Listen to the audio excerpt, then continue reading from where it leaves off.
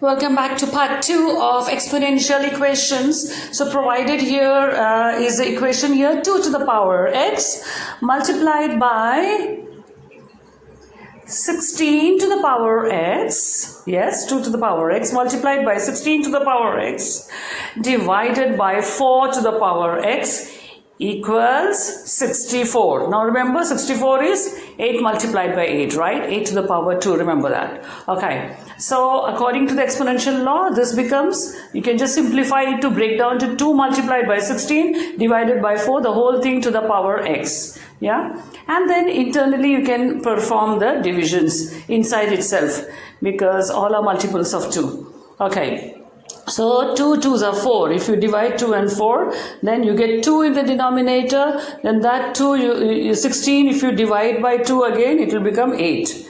So you have in the numerator 8. So 8 to the power x is equals to 8 to the power 2. Both the base numbers are the same. So the exponents can be said to be equal to each other from the left and right. So x equals 2. This is following the law of exponential equation. So you already solved the value of x. Do not forget to smash the subscribe button. See you in the next tutorial.